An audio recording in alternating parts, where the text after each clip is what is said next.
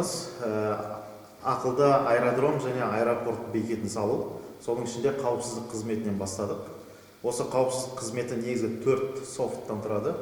Бірінші софт ақылды шлагбаум. Ол яғни аэропорттың ішінде машина парковка толған жағдайда келесі машинаны кіргізбейді. Шыққаннан кейін ғана келесі машинаны кіргізеді. Міне өзім шәкіртім қазір запуск жасап көрсетіп жатыр сіздерге. Үшінші машинаға уже кіруге не жоқ, выход жоқ, иә? Себебі үшінші машина керек. Міне, үшінші машина кірмейді.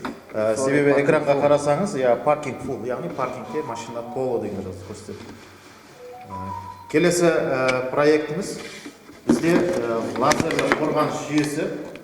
Бұл лазерлі қорғаныс жүйесі ID-карт арқылы жұмыс жасайды. Яғни кез келген осы аэропорттың ішіндегі объектідегі штрих-код болады. Сол штрих-кодтан бөтен штрих-код кірген кезде, мысалы мен қолым қазір бөтен бөгет штрих-код. Сол кірген кезде ол сигнал береді.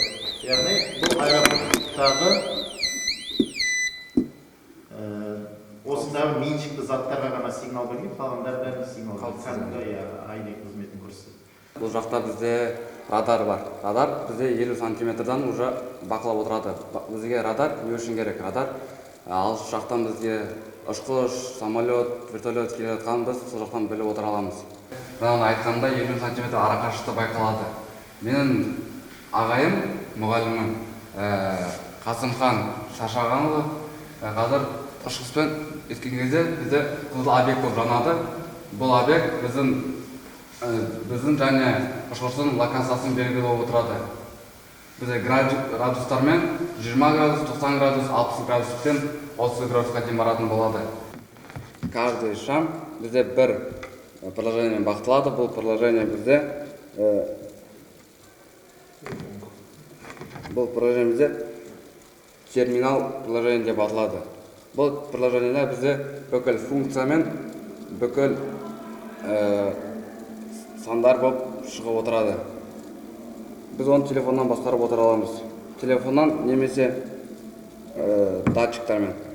Біз қорытындыға келсек, бұл бізде ақылды аэропорт, қауіпсіздік, терроризмға, тағы да басқа заттарға бізге көмектеседі.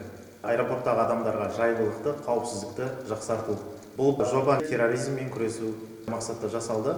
Алдағы уақытта жасанды интеллект, тағы басқа технологияларды қолдана отырып, бұл үлкен жобаға айналады деп сенеміз.